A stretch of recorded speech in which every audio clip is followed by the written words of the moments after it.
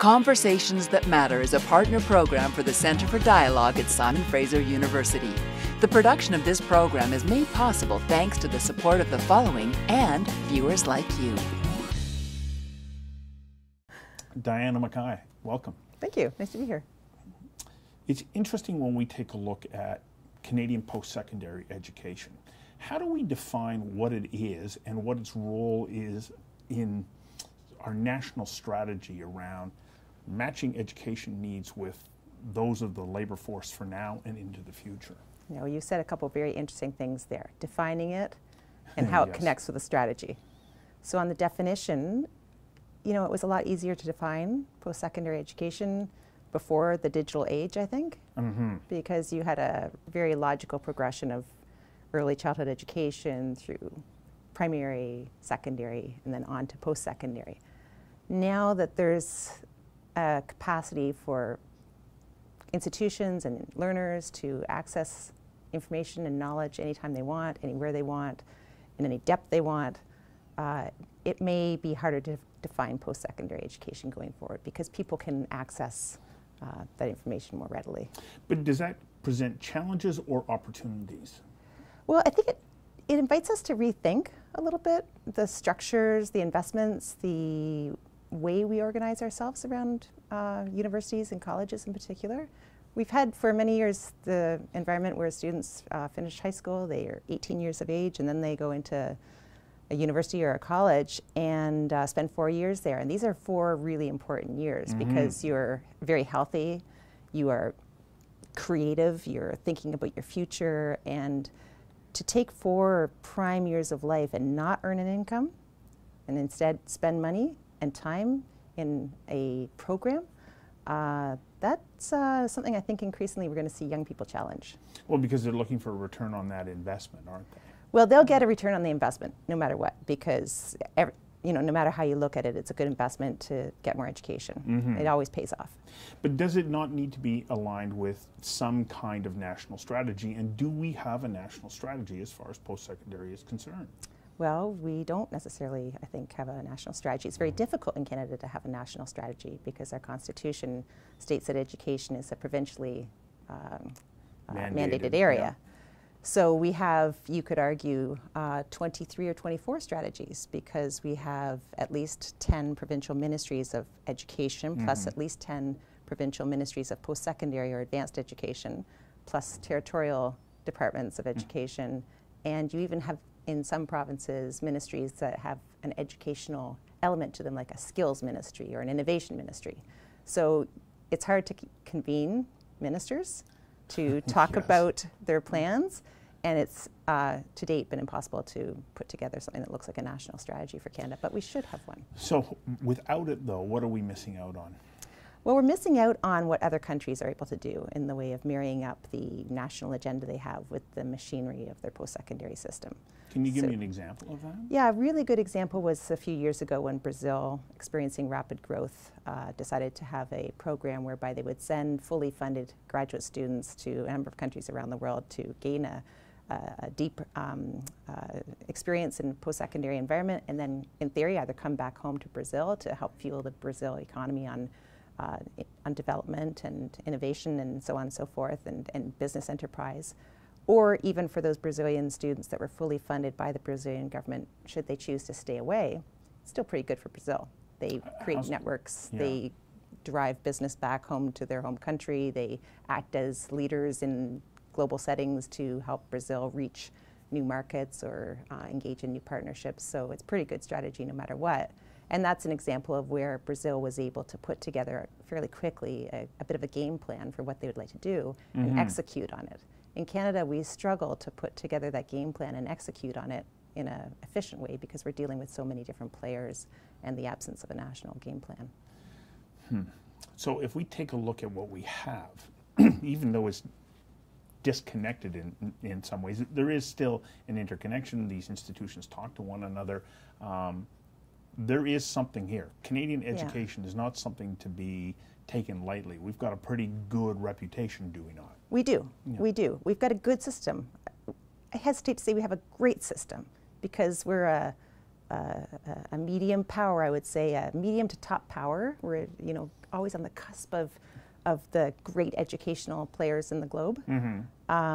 We have uniformly high quality institutions across Canada that all receive strong funding. That's a proudly public system. We are absent a private system of education at post-secondary level in Canada. There's, you know, one, maybe you could find a few other small players. But we don't have much in the way of sort of peaks of performance. You know, our system is uniformly across the board strong. We're good, but we're not great. We're good, but we're struggling to be, you know, doing things quickly and with a nimbleness that many other countries can do.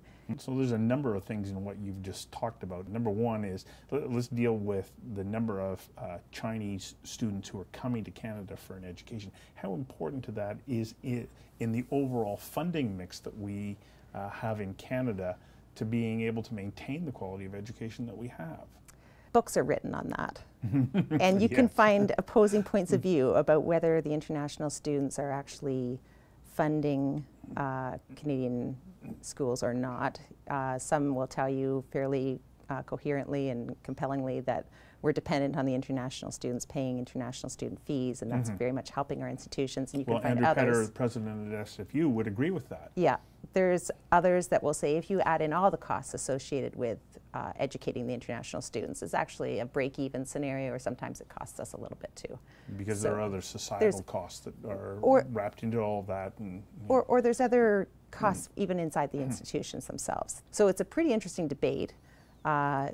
What we have to be mindful of, though, is what kind of an impact the clusters are having on the system. So the Chinese cluster is a big cluster. That changes sometimes some dynamics that are important for us to pay attention to. Simply as an example, dynamics in the classroom.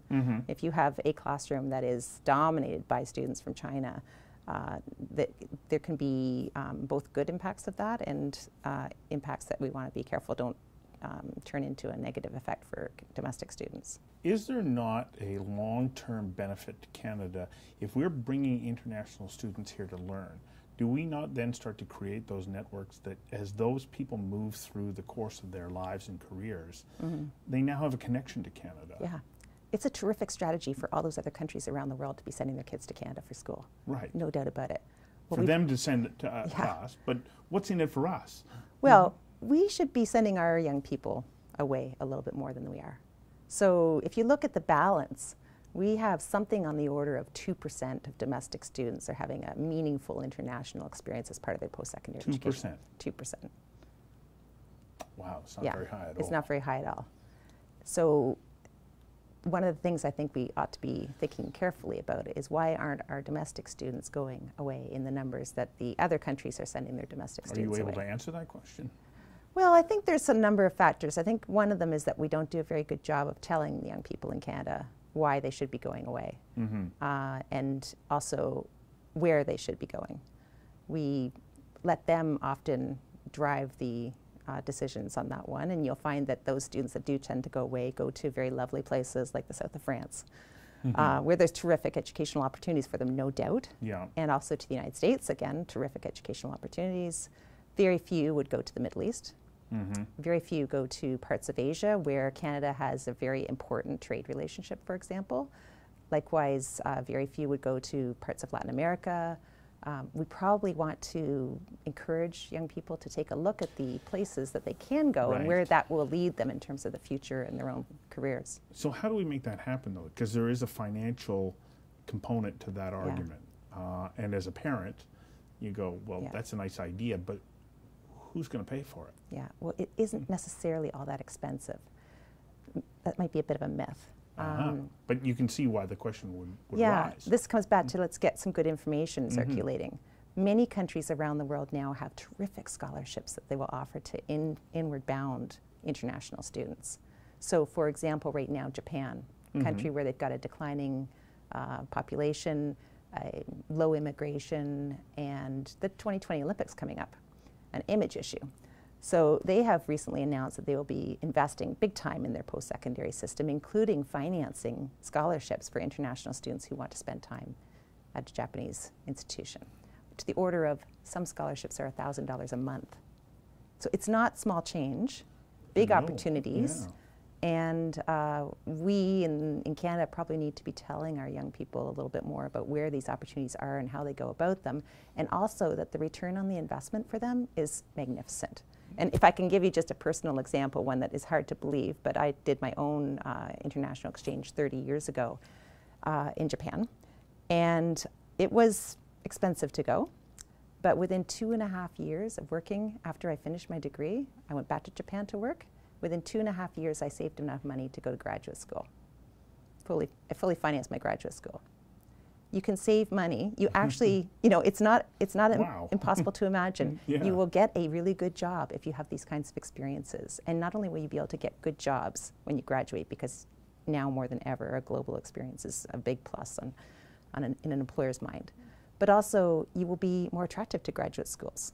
Mm-hmm. So you will actually probably be able to get into some pretty terrific places That you can wouldn't say otherwise be that eligible you wouldn't to. otherwise be able to get into. So you've taken me in a little bit of a different direction here from where I thought we were maybe going to go, because I thought maybe we were going to say, yes, what we need to be doing is selling the Canadian educational experience internationally and doing it in a variety of different ways. Mm-hmm. You're saying, yeah, but we also need to go get that international experience ourselves. Sure. Mm-hmm. We can sell what we've got a little bit more too, and we should definitely sell it more to non-traditional students. Mm-hmm. We've got loads and loads of international students coming to Canada for our universities and colleges. I think the numbers were something on the order of 245,000 international students in Canada at any given time, maybe 3 or 4 years ago, and the goal is to up that number to about 450,000 international students by 2020. What happens if we were to package up the expertise of our universities and colleges and start selling it to audiences around the world in the business sector? So how are you suggesting doing that? Online, satellite campuses, and having them come here too. Mm-hmm. Having them come to our campuses and our terrific, Canada is a very attractive place for people to spend a few years of their lives. Have them come here, live here, fuel our economy by being part of the Canadian system and so on, and get a professional program or a chance to practice their skills, apply their skills using their deep knowledge of some field and conducting their business in English, learning how to with the language of commerce being English, there's untold demand around the world for people to come and sort of gain their fluency in English through an experience here. We could do much more of that. I note that Harvard, MIT, Berkeley, and a number of other of the top-tier schools in the United States are involved in the edX online programs, the MOOCs that they're offering. Yeah. How are we doing in Canada as far as getting in on that wave of digital distribution? We're doing pretty well, I think. We've got some universities. I don't know as much about the college's participation in MOOCs. It's mostly a university environment. Mm-hmm. So there have been some flagship MOOCs that have been offered by Canadian institutions. They are not inexpensive to do well. And the payoff because production values matter. Yeah, the payoff you have to see in terms of reputational gain as opposed to student fees, because of course there are no student fees in a MOOC. But I'd say all universities in Canada are starting to get very creative in terms of teaching and learning pedagogy online. Mm-hmm. And you'll see more and more investments in that area and more delivery of courses, even for our students that are domestic and are coming to our campuses daily. More and more of the content is being delivered online, and that's what the students want. It's what they're comfortable with. It opens up the doors to knowledge to a lot of people who can't get to the classroom. And that's terrific, I think. Your job now is focusing in on just this. Why did Carleton identify that this is such an important element within the overall structure of the university? Well, I think Carleton saw a huge opportunity in that it's a capital city university. Mm-hmm. And there are signals from the provincial governments that innovation in terms of pedagogy, in terms of program design, in terms of thinking outside the box would be welcome. And so this global academy that I'm establishing is trying to sort of carve new ground for Carleton to open up what we do here to the world and bring the world to the capital city here in Ottawa of Canada and take advantage of the opportunities that we can offer. How long have you been doing it now? Just over a year. And how's it going? It's an interesting enterprise. You know, it is actually an enterprise if you think of it inside of a university. So does it become like a revenue generating center within the university? Yeah. So how do you go about creating that? Because you're making it up. because it didn't exist before. Yeah, it's a bit of a blend of you can think of it as packaging up bits and pieces of the faculty, the faculties, the departments, or the individual faculty members, and putting them into a format that would be attractive for sale on the open market. And you can imagine the conversations I have internally on those kinds of matters.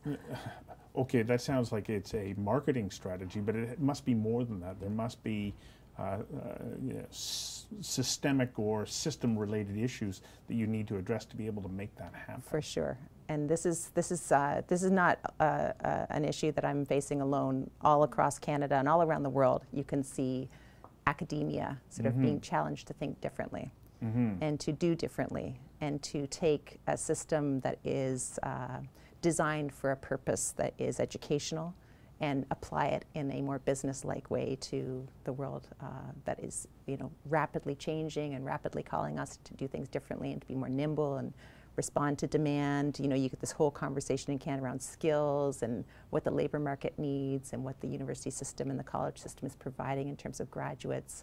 So there's lots of pressures on the system right now, and I'm right in the middle of all of it and trying to figure it all out.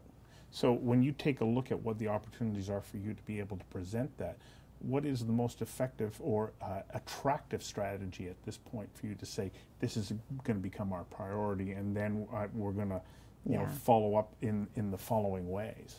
Well, I think for me right now, it's a bit of a experimental approach, where on the one hand, I do know a few countries fairly well. I've done some work on international education in Germany, in India, in the UK, in Japan, of course, and China. Identifying what their points of pain are in those countries and how we can kind of respond to their points of pain is one strategic approach that I'm taking. And it's an interesting way of putting it. Yeah. We tried that, and ouch, it didn't work quite so well. Well, or if you hit their point of pain with a solution, yes, then chances are they'll buy it. Ah, okay. You're looking at being able to solve challenges or problems that they have. Yeah. So, I could give you a few examples there where, again, coming back to China, for example, where universities are increasingly being called on to teach their programs in English. If you're a management professor in China and you're looking to teach management in English for the first time, you may have decent English, but maybe you're not so confident that you can teach management in English effectively without a little bit of a practice. We'll come on over to Canada for a while. We'll give you some work-relevant language training. We'll put you in the classroom with management professors so you can see how it's done. Interestingly, you can... So there's a teach the teacher There's a teach the teacher component too. There's also, Canada has a lot of diversity, and we have had a lot of experience with diversity. And so for other countries that are just beginning to experience this wave of diversification of the population, at least diversification of the student population, there's lots of lessons that can be learned from Canada's experience. So another thing I'm trying to do is package up expertise or certainly the array of experience that we've got in classrooms that are very diverse, and that's not just at the post-secondary level, but also even in the primary and secondary level. So we talk about China, but the same issues must exist in India to a certain extent. Yeah. I know that English is far more embedded into the culture there, but the rapid changes and growth in post-secondary education in India must mean that it could be a fantastic opportunity for Canadian institutions. I mean, if I'm not going to get the... India announced a few years ago that they were going to scale up 500 million people. Yeah. Okay? And they were calling on their education system to handle 350 million of them, and the private sector to handle 150 million of them. So the numbers are staggeringly huge. How do they do that? How do you do that? Yeah, they needed to build new institutions, but they also, the 150 million that are being scaled up by the private sector is the part that really interests me. And I've been to some of the very, very large businesses that have very, very large campuses with large buildings that look like universities, and in fact function very much like universities, where they're doing a lot of training of their future workers, or they may not be their future workers. They just may be people that they're training for the purpose of fueling into the economy to run the businesses that they need in their supply chain and so on. So it's actually fascinating what's happening in India. So we have some fantastic opportunities in Asia, and, both in India and in China. It must be an exciting time for you. Yeah. But, you know, you're just a small university here in the nation's capital. Yeah. This is why we need a bit of a game plan, I think, because we've got so much to offer. And it's Canada's opportunity to take advantage of the vast opportunity around the world, not just in India, not just in China, but you could name a number of countries around the Pacific. In fact, you could name the entire continent of Africa. There is a lot of work that could be done. And you could also, by the way, throw in Brexit as a challenge facing the UK that will maybe deter from some clients of education from going to the UK. You could look at what's happening in the States, and you could say Canada's opportunity again is manifest right now in a lot of potential students that would be looking where they're going to go and choosing between maybe not the United States, maybe Australia, maybe Canada.